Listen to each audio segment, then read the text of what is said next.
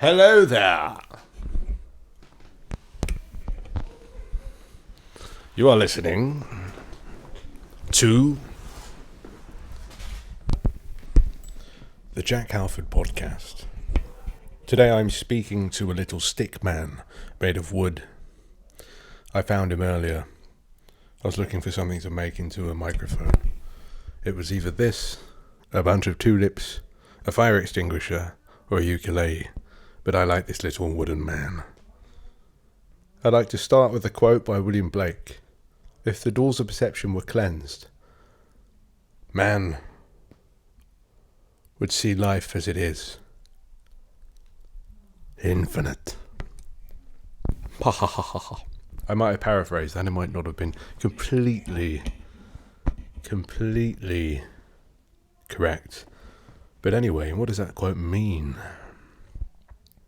I think to me, it means that if the doors of perception are cleansed, if we cleanse our mind, if we become more self-aware, if we become more enlightened, we look at other cultures, we find out about what other people think and how they see the world, and get more knowledge by reading into things and not having assumptions or too many expectations, then we may well see that there are infinite possibilities if we are not, swayed by our fears too much. Then we will try. Because the only thing in life that is guaranteed, I will tell you again, is death. Yeah, death. We are only guaranteed death. So why not go ahead and just think about that and think, wow, I can do whatever I want. Yeah, because you can. I've just spent a few hours designing posters, getting flyers printed, and organising more workshops. I really do feel like this is a great way to sustain myself as an artist financially, and also it's just fun to teach people how to make things in a way that is very accessible, using minimal materials, like this printing press that I have next to me. This cost about £32 for this screw thing, and then everything else is just offcuts. I borrowed the tools, I had the tools, but I'm sure that anyone else could just borrow a drill, borrow a miter saw. These things are incredibly easy to make. You only need, one length of, what's this? Whatever this type of wood is. I don't even know. It's just what we use to make things about the place. I don't know. Plywood, length of wood, Polly Jurgensen, don't know the brand name. I think it's got some kind of screw clampy thing. Just put a screw clamp on eBay. You'll be able to find one. These are, it's so easy. And this is a printing press. I'm going to be using this to make prints in the workshops coming up in Ilkeston, in Leicester. Hopefully I'll be going all around the Midlands and the UK doing these workshops. It's something that I want to do. Also going to be teaching people how to make zines. I very much like zines. I find them to be a really cool way of just sharing ideas, sharing your work, and they're fun things. People collect them. You can trade them. It's fun. I like them a lot. I think we should all be making things. I'd like to encourage everyone to make more, to express themselves through the creative arts. I really do.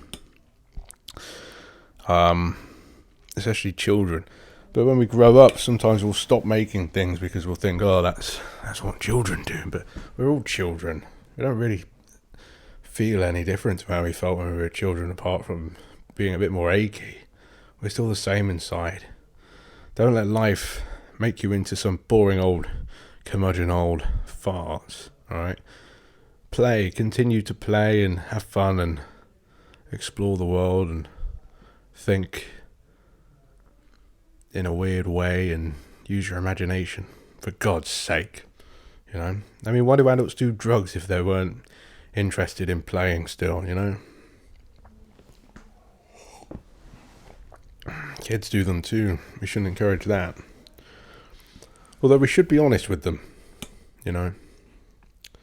Because when you tell a kid not to do something, they're going to want to do it a bit more. So we just be honest and tell them, look, if you're going to do it safely. Do it like this. Don't be stupid with it. Don't abuse things. That's what we should be telling them, not to abuse things. There's a difference between abuse and use, all right? And that's what it's all about. I suppose that would make drug taking really boring then to them. So, yeah, this is what sort of a lot of very smart people, a lot of the smartest people on the planet do drugs on a regular basis. You've got people with a lot of money and high-paying jobs, people that are doing PhDs. I think you do a PhD in anything. I think it would be very stupid to call very smart people smart sometimes, because I don't think they actually are. I think they're very smart at one particular thing, very specific, minute part of the planet. And here's the planet. We're all stupid, really. We're all just blobs. Like I said last week, stupid flesh blobs. I've been drinking a lot of coffee today, and I'm sick of looking at screens. I've been looking at screens and typing and editing, and I've got typos in things that I've sent off to the printers. God. I gotta tell you this. When I started reading a bit of a book, I was like, yeah, this is nice, because it's not work. It's a pleasurable reading experience. It's nice. I like it. I like magazines. I like unusual writing about colour, about the world, about perception, about strange goings-ons, horror, stories,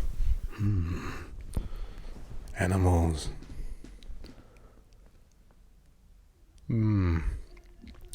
Printing is what I'm going to be doing with this, lino cuts. And I'm looking forward to it. And the prints I'm going to be making are just exploring perception, but also masculinity and what masculinity means to me. And when people ask me, what does masculinity mean to you? What is being masculine? What is being a man? I'm like, well, I don't really know.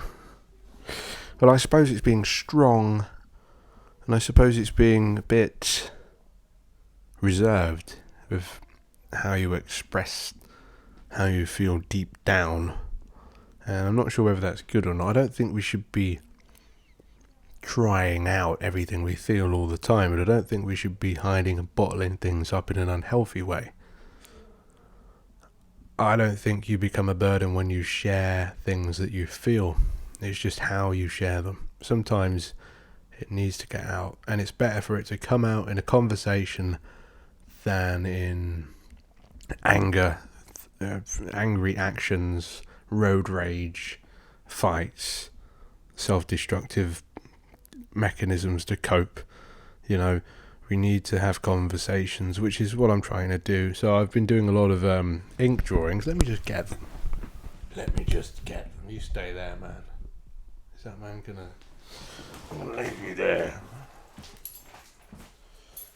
Right. Let me show you these drawings. I'll show you these drawings. If you're listening to the video, if you're not watching the video, whoop. Sorry, I've got it. If you can hear that weird noise, that's the stick man. I'm just manipulating the stick man so that I can show everyone on the video version of the podcast what exactly I've been doing. So these drawings are kind of exploring masculinity. It says kill the nonsense on one page. Flowers. And that's because I like to give flowers to people. There I'm giving flowers to life. It says life on a gravestone. So I'm sort of thinking, you know, I've heard this quote before that said, men only receive flowers on their funeral day. or something like that. Men don't really receive flowers. The first time they receive flowers is often on their funeral. Can you imagine that? Like, I've never received flowers before. Maybe that would be quite a nice thing. I suppose if I was a massive gay, then maybe someone would have got me some by now. I'm also sort of drawing loose sort of female figures, some of them in distress, all looking away, not looking at me, and that really is to do with how I operated during university. I was having a lot of casual sexual encounters, and it wasn't great, but I think that I needed to do it in order to know that it wasn't great. I think as a young boy, as a teenager, I was consuming a lot of pornography through books. You sort of see it in magazines and things, women on motorcycles in magazines. And I used to get these magazines for the motorcycles. That's what I told my mother. But of course I did not. I got them because I liked the naked women on the motorcycles. Yes, I like them a lot. But, yep, I don't think casual is very good, and I continue to flirt with very attractive women, and then get into situations and I'm like, oh, why did I do this? Oh, why am I in your bed? Oh, do not do this. I fall in love and overwhelm people by gift giving, and I've been talking to different people about this. I've been talking to my mentor about this, and she was like, well, why do you want to please people? Why are you kind to people? Is it a transactional thing? She didn't say transactional, but then I was like, are you trying to say that this is some kind of transactional thing, that I'm trying to get something by giving? I'm sure I'm just trying to be nice, just the same way I'd give £20 notes to fucking homeless people back in when I had money. I would just go around on my bike giving money to homeless people. Still bloody give money to homeless people. But the idea is, I'm just like, well, isn't this something you're supposed to do? Like back in primary school, I remember trying to cheer people up by doing silly dances if I saw them crying in the corner. And I think that sort of turned into me just trying to like make people happy when I'm dating them. I don't know. So maybe people don't want to be treated nice, or maybe I'm just... See, this is the thing, you've got to be careful with how fucking much you give people, because it can push them away, I reckon. But anyway, it's made some good drawings. Look at that one. If you're watching on video, you can see that. It's a man giving a woman flowers, and she's like crying and looking away. Maybe she's a bit overwhelmed, or maybe she's really happy, or maybe she doesn't know what to say, or maybe she's been saying something and I've not been understanding it and I took it the wrong way. But either way, it's a funny picture. And the man's got flowers in his hair, and I suppose that's what that's showing, is vulnerability. He doesn't look very happy. He's got sort of a scowly face, a sad face, in the woman. Yeah, there's just a lot of tears, a lot of flowers going on. It's vulnerability in action. This one looks like a clown. And then there's lots of sort of group ones as well. But yeah, lots of flowers. They're quite loose, blobby, figurative drawings. I'll be showing them at an exhibition that's yet to be announced. I've got a couple coming up. One in Leicester, one somewhere else. I'll have more than that this year, but that's just the next few months. But anyway, they're all about masculinity. They're all about me personally, my experiences being a man, growing up now in contemporary Britain, in the Midlands, London, just online as well, because I put myself out there so much, and I speak to people all over the world, and it's strange. The other day, got a fucking woman sending me a video, and I was like, I don't really want to see that. I didn't even know it was. And she was putting one of those toys in her. I don't really want to see that, love. And to be honest, you think first thing I thought was, oh, this is probably some weird scam or something. So yeah, I didn't even think it were really a woman, but it could have been. And I was like, yeah. And some of them do that, so do. So you never know. It's not often you get unsolicited pussy pictures as a bloke. I mean, you sometimes get a little something. You get a little picture, but not usually that. It's a bit too much, to be honest. I'll be a bit wary of anyone that would give themselves away that quick without even talking to me first. It's a bit weird.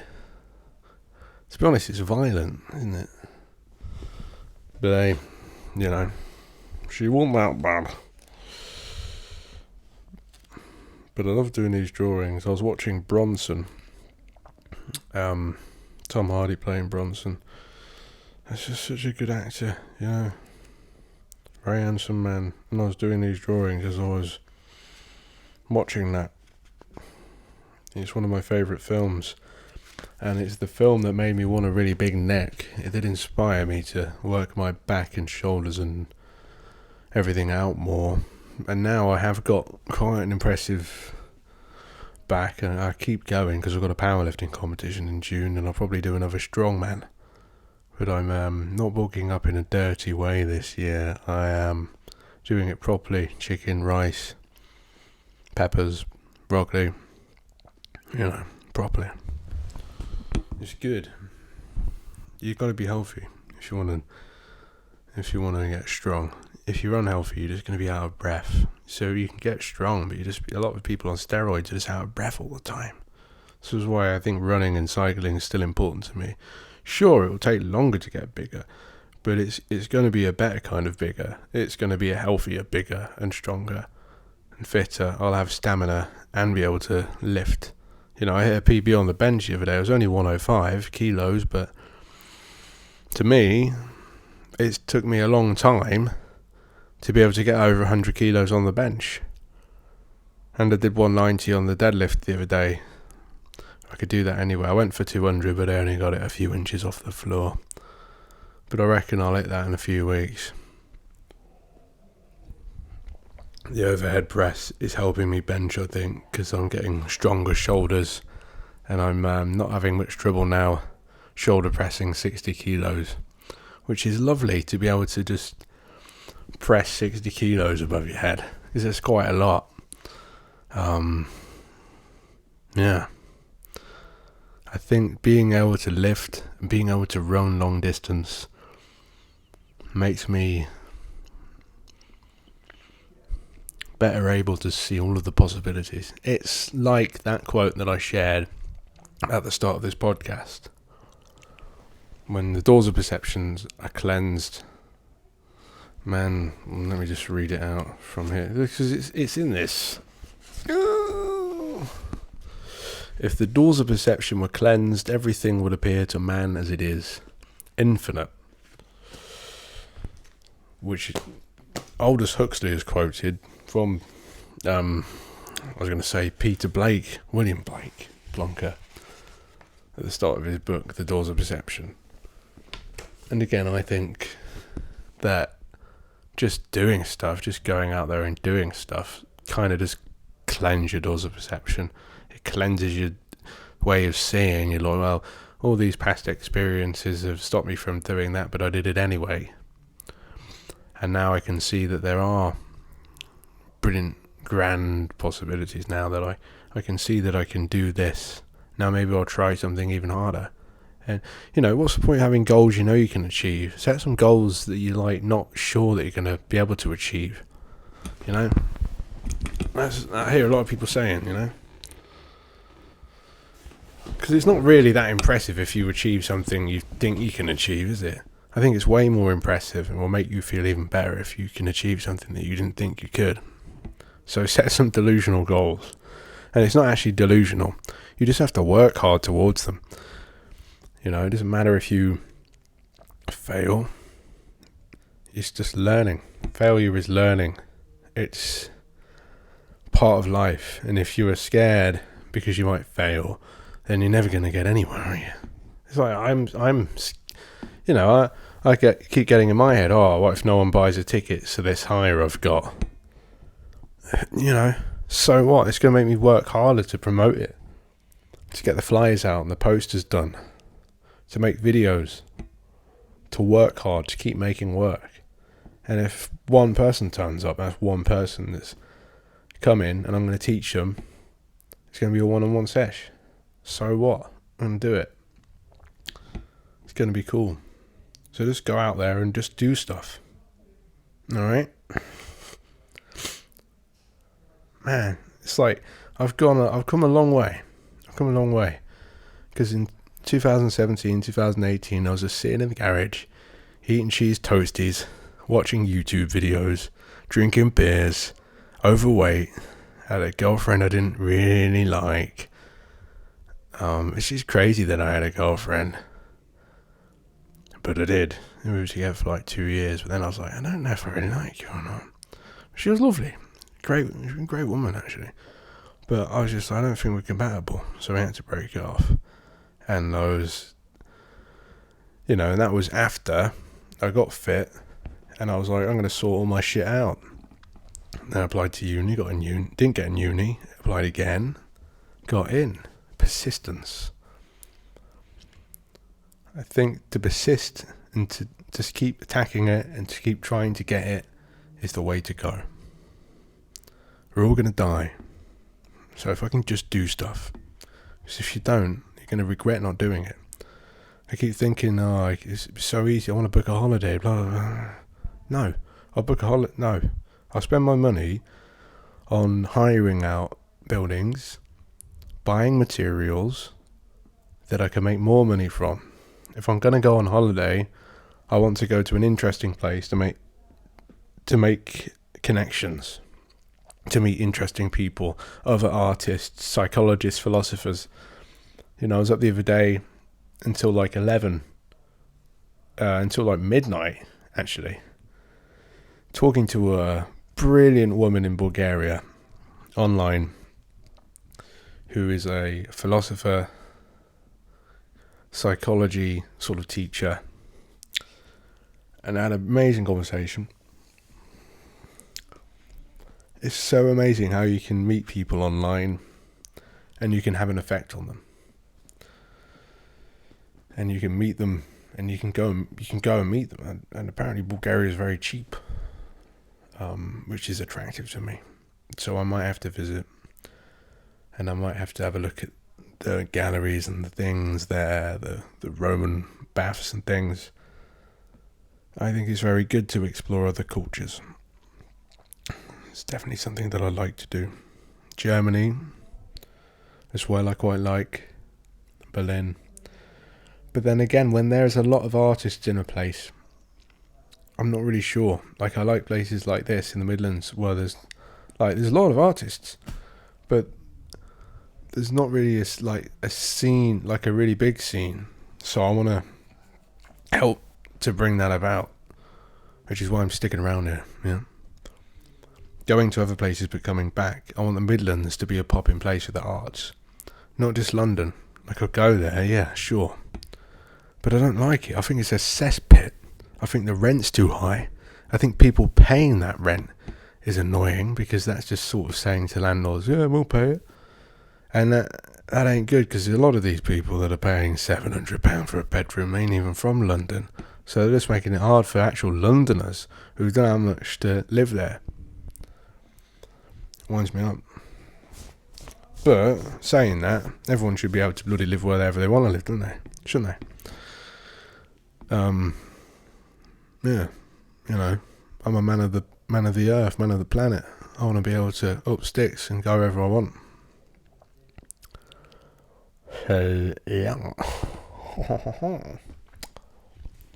Whoa.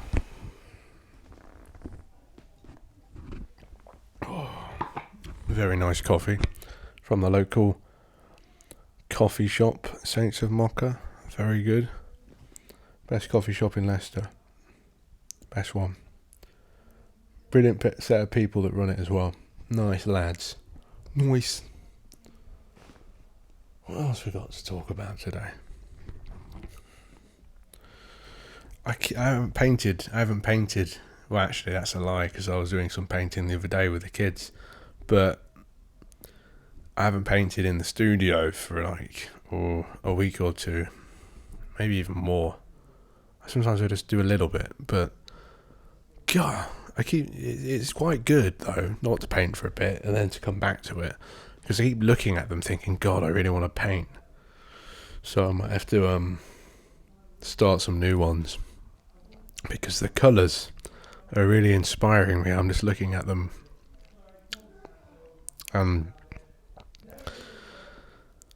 Yeah. Plus, sometimes I think I'm finished a painting. Or I don't think I'm finished a painting. But then I don't touch it for a few weeks, and I just think, maybe that's done actually. I'm glad I didn't overwork it. I'm glad I didn't work any more into it. Or maybe I'll see something and sort of paint it in more, so it's a bit more visible. But it is all about the internal and the external, which sounds like something that AI would write, but what I'm saying is that I'm sort of merging biology and psychology. So I feel like biology, you're sort of looking on the exterior or at actual tangible, tactile things, cells. I'm magnifying them. Well, I'm looking at micro photographs of cell tissue, but I'm also just thinking about that and referencing that, not necessarily copying it. And then I'm using that to pull figurative elements out. So I'm seeing patterns and things, and then I see faces, or that I just sort of inspired by the patterns and paint my own thing inspired by that. I mean, it could look like chia seeds to someone. And then, I'm making these sort of figures like those drawings that I've just shown you. Now I'm trying to do them in colour. They're like colour blindness tests, to make sort of psychological narratives that are about emotional processes that happen. And it's why I do the running. The running and the cycling gives me clarity. And then I come here, and then I can sort of do internal psychological work through the painting and the drawing and the writing. I overcome things. I become aware of things going on in my mind, because then I've got the clarity to do that. When I've not got the clarity from the running, everything is just overwhelmed. It's too much and I can't deal with it. Everything is just noisy. I hear every single thing. Everything is too much. But when I'm healthy and doing all the right things, then I have the energy and I'm in the right state of mind to actually look internally and figure stuff out. So I think it's very important to get the physical, the body sorted out, so that you have the clarity to sort the internal stuff out. Okay? Because just doing the physical will not sort the internal stuff. And if you don't do either of them, you're going to be fucked. So at least try and do one of them. But I would say start with the physical, so that you have clarity for the internal, for the psychological. So physiological and psychological. And then you also have to have social, the World Health Organization. I said this in my scene, man up. Oh my God. Breathe. The World Health Organization states that health is not just about mental and physical, but it's also social. So you've got to have the social aspect as well. Now, I like time alone, but I think it's very important to have a social life. I think it's very important to get out, because if we become isolated, if we are only spending time by ourselves, and we become fearful of the exterior world outside of us, that of course we can't control, we can only control ourselves, but it's important to talk to others. It's important not to be isolated, because if we don't talk to others, then we might start to become very self-conscious about what they think, and we shouldn't even be comparing ourselves to other people or caring what other people think, but we might, because we see them as the other when we don't talk to them and don't engage with them. But of course everyone is very much made of the same shit, so it's very stupid not to talk to other people. This can be scary, but they're completely not scary. Everyone has the same fears and icks and likes and wants, and everyone really just wants to be loved and to be respected, I think. Unless they've got a kink and they don't want to be respected and they want to be spanked on the ass. But, so, who doesn't like that every now and then, That's all I'm saying. Essential. Physiological. Psychological. And the social. You gotta get him all down. Yeah. Okay. Homework for this week, students of the Jack Halford Podcast, is to go out and compliment one person.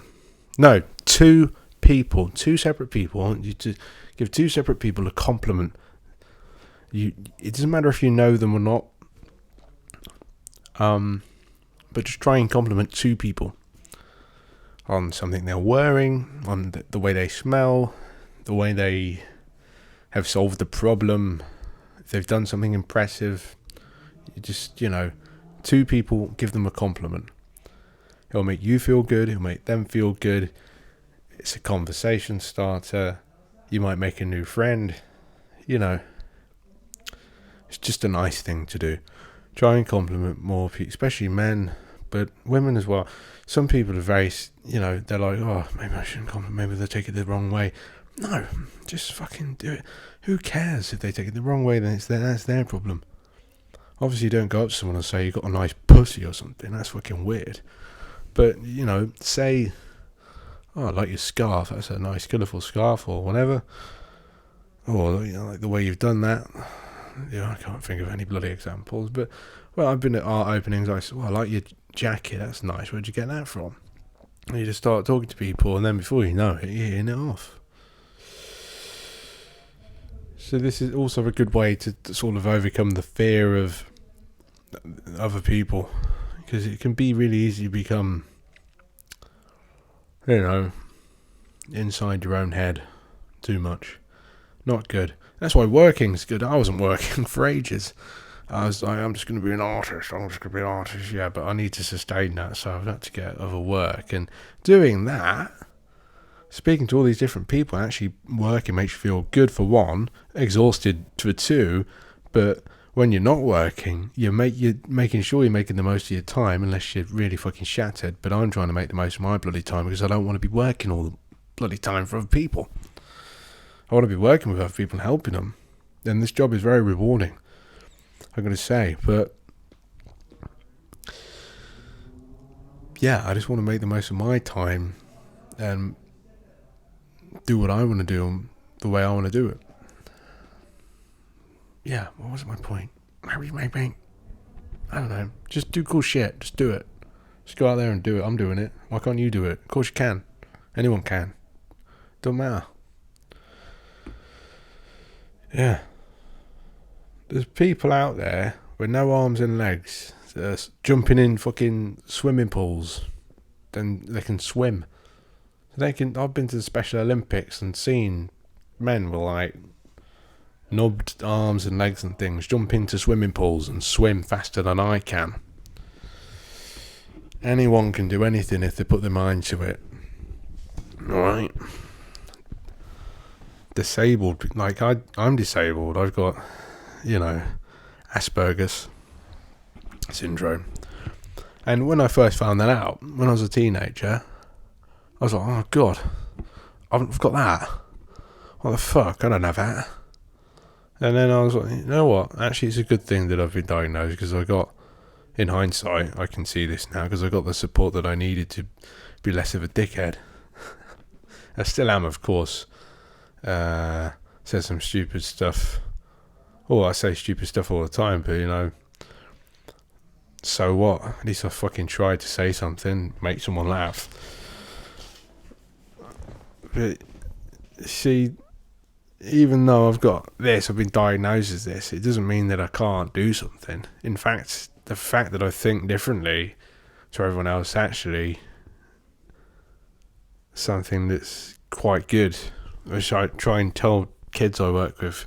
I try and tell them, you know, look, you don't have to act this way. You can do this. You can do that. You can do anything.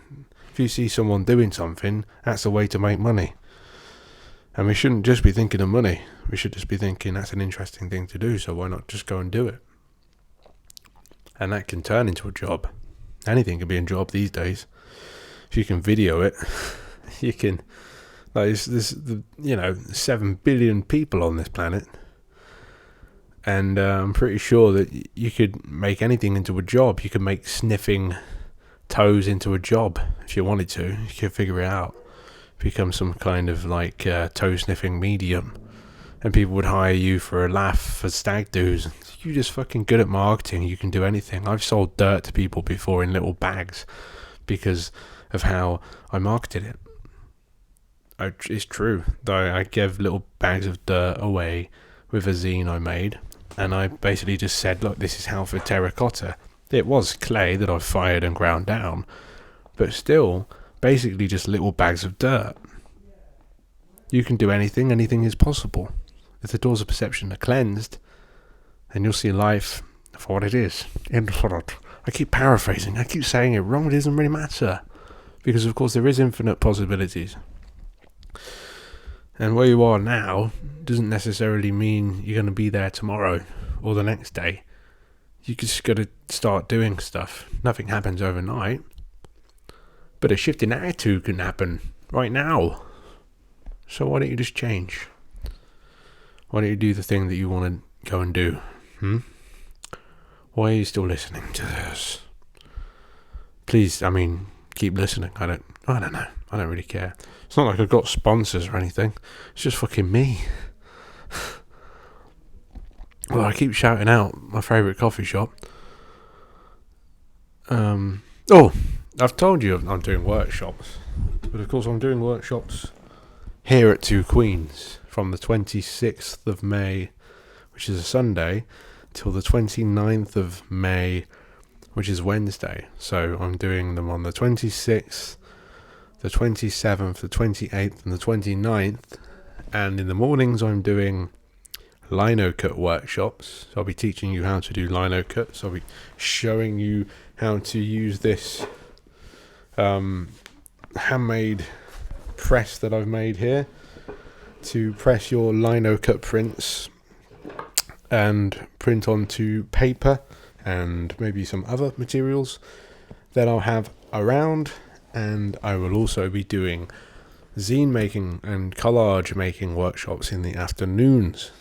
These workshops are going to be £25 per person per workshops, and I'm going to be giving away a tote bag full of a few goodies in there. Not lots of stuff obviously, but just like little swag bags to take back with you. And I suppose you could even try printing onto the tote bags if you're at the printing workshops. I think I'm going to print my own design on them, but I might leave another side free for people to have a go at printing their own designs on, because I think that might be quite nice to have your own little design on tote bag. I don't know.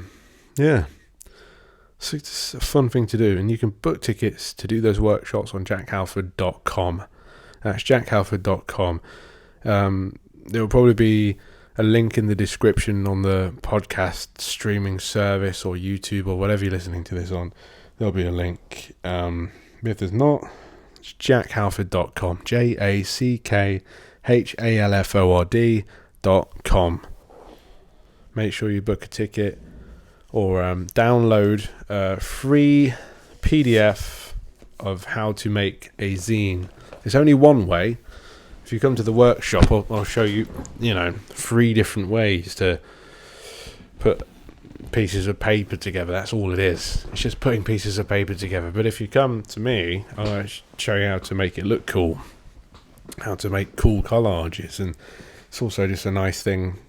It's a nice social thing. Plus, there might be some cool graffiti stuff going on because it's around the time Bring the Paint Festival, which is an international street art festival, happens in Leicester every year, so it's going to be pretty sick. Anyway, enough of me talking about my own workshops I'm doing for money. Just had some Stroop waffles because I had Ruby on the other week, and she's a cool artist, and she's Dutch, part Dutch, and she likes Stroop waffles. Now I've got into bloody Stroop waffles. I had to get some Stroop waffles over my coffee. Bloody nice, but there's some funny Dutch words. A stroop. Funny Dutch word, that. But I like my sweet treats. Even though I'm healthy, you got to do it about 80-20. You got to have your sweet treats. If you're not having a sweet treat every now and then, you might get a little bit salty. You get what I'm saying?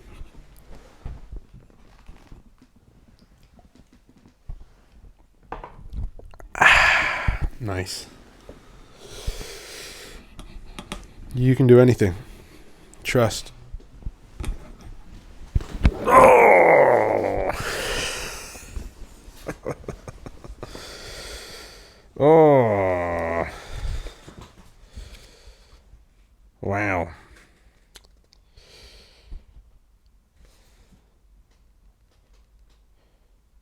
Cézanne, it has been argued, agreed, subscribed to the idea that a newborn child lives in a world of naive vision where sensations are unmediated and uncorrupted by the veil of interpretation.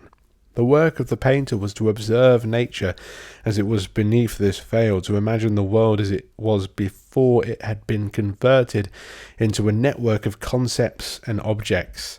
This world for Cézanne was patches of colour. Thus, to paint is to register one's sensations of colour. Eyes closed, drugged, unconscious, the rush of colour is also a drift into a dream state. Gustave Moreau. Note one thing well. You must think through colour, have imagination in it. If you don't have imagination, your colour will never be beautiful. Colour must be thought, imagined, dreamed. Baudelaire. Just as a dream inhabits its own proper atmosphere, so a conception, become composition, needs to have its being in a setting of colour peculiar to itself. Elsewhere, Baudelaire condemns those artists and critics for whom colour has no power to dream. In his essay on the work of Delacroix, he cites a remark made by Liszt about the painter's love of Chopin's music. Delacroix says that he loved to fall into a deep reverie at the sound of that delicate and passionate music. Anyway, colour's amazing. I love it. I'm reading, this is a book called Chromophobia by David Batchelor. It's kind of about how in the West and stuff, there's a lot of racism. I think that's what it is. And it's all of the fear of the other and how colour can kind of sort of be horror, pathological. I mean, I'm looking into cell microphotographs of damaged cell tissue. It is kind of pathological one. Illness, death. But is death colourful? I don't think so. I think it's dark and black. But when I paint it, it's bright and it's the soul leaving the body. It's Scream by Edvard Munch. Life can be colourful. Don't wait till life explodes out of you when you die. look out the fucking window at the world and look at the colours and hear the birds. And it's spring now. It's getting lighter in the morning. So look at it and use colour in your paintings, for God's sake. Stop using these earthy tones. There's so many British painters using these disgusting earthy tones because I suppose maybe the earthy oil paints, they're just cheaper, but no, it's also muted and like subtle and horrible. And like, come on, use some bright colours, for God's sake. What are you scared of? But it's this old British, maybe colour's offensive to people's eyes. No. Bright, vibrant colours are great, and they hold value, and we like them. They are not naive or stupid. They are cool, and they are serious, and they are a good way of expressing how people feel. I don't think that yellow ochre and burnt sienna and fucking dark browns, the colour of shit, is the best colour to paint with. We need to be using vibrant, bright, neon, fucking glow in the dark, wacky colours like they do in street art. The fuck is everyone doing with these mucky fucking colours? It's ridiculous. People are so boring. And even the modernist painters like Jack Nicholson and fucking Barbara Hepworth are just using all of these really boring colours. Really boring, stale colours. It's like a gone off stale fucking digestive, these works of art. I like them. But come on, use some bright colours, for God's sake.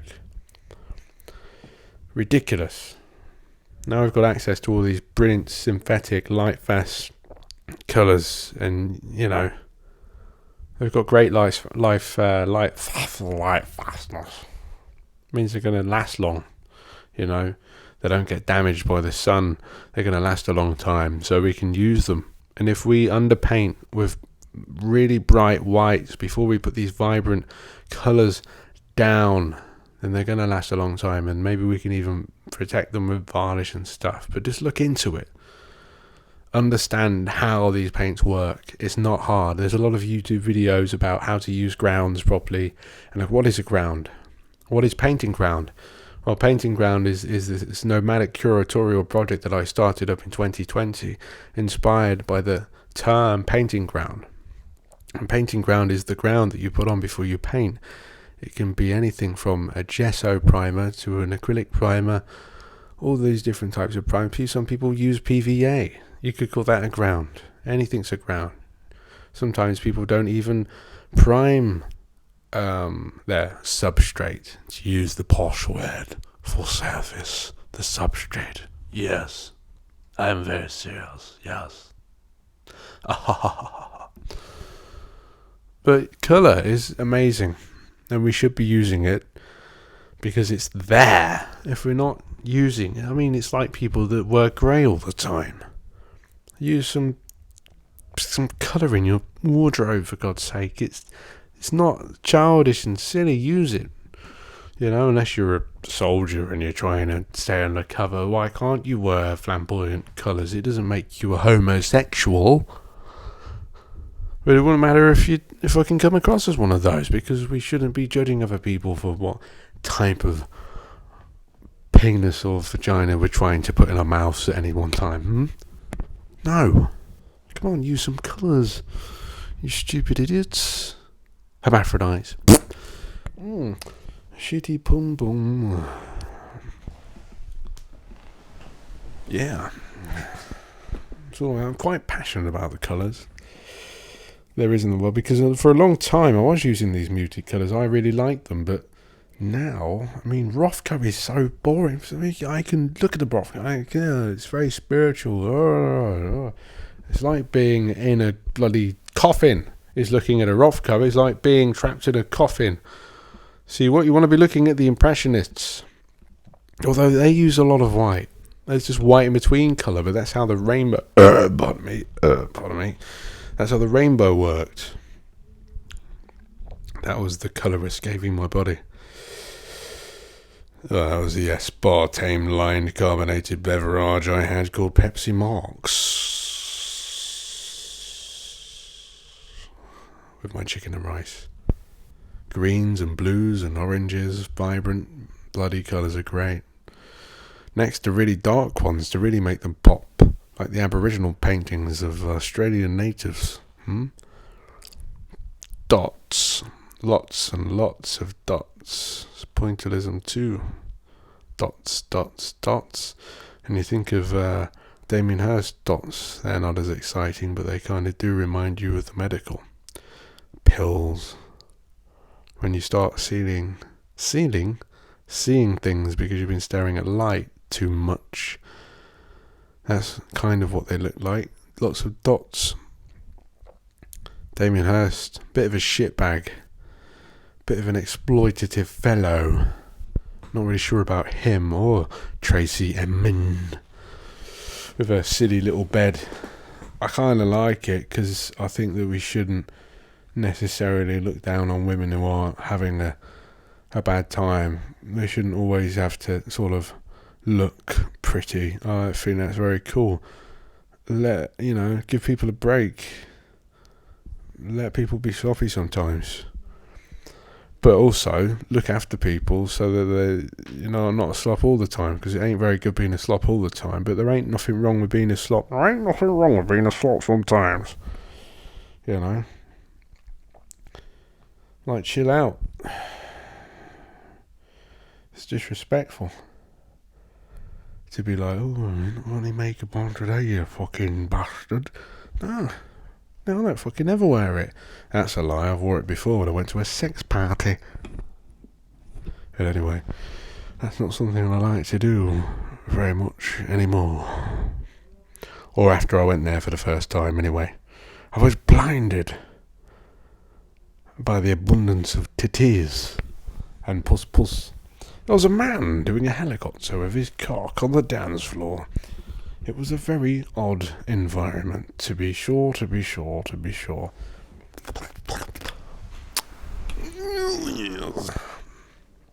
Been doing lino cuts of brains. Because I like brains. And I think we should use them. Because we are often not. And we should be. I read in the paper earlier. Well, I read the front page of the Daily Mail when I was in Lidl buying some ginger shot and strudel. And it said something like, benefit crackdown. If you've not found a job, if you've been on benefits for like a year, then they're going to take them away. I think that's fucking terrible. I don't know if it's going to be for people that have illnesses and things, but it makes me scared because there's a lot of people that rely on that money and they're not getting a lot and they're not getting enough to live on because obviously there's an abundance of food banks in the UK at the moment. So, shitbag behaviour. And we're told, aren't we? We're told that these people are friends, are family, that are on of these benefits, that they are shitbags because they are on them. And then that makes them feel like shitbags. And they are going to be depressed and less likely to be able to go out and get a good job to be able to sustain their lives if they feel like that. So if you're calling someone worthless for something, they're going to be less likely to be able to go out and do something if you're putting them down. So maybe just be supportive and just give people what they need to be able to live a comfortable life, and then maybe they won't get too comfortable. Actually, maybe they'll be comfortable enough to go out and get some work. How about that? And we should be helping people, giving them a leg up, rather than kicking them fucking down and making them homeless, because it's harder to go and get a job if you're homeless, isn't it? But I don't know, maybe it's just a fucking radical idea of mine, because I've been on benefits before and now I'm earning money. So what do I know? Fucking idiots. I mean, seriously. Your self-worth's already fucking shit. Not bad. Some of the fucking greatest people on the planet have been on the benefits and welfare systems around the world, Some of the richest men and women in the world have come from, dark, hard places. And then they've gone and they've worked hard and they've fucking done it. And we should be looking up to them as role models. So to fucking think, yeah, maybe I can do that too. If you just do a little bit of work every single day, if you fucking keep at something, then you can do it. And when people tell you you can't, don't fucking listen to them, because they're just fucking jealous, or they're just fucking hating themselves.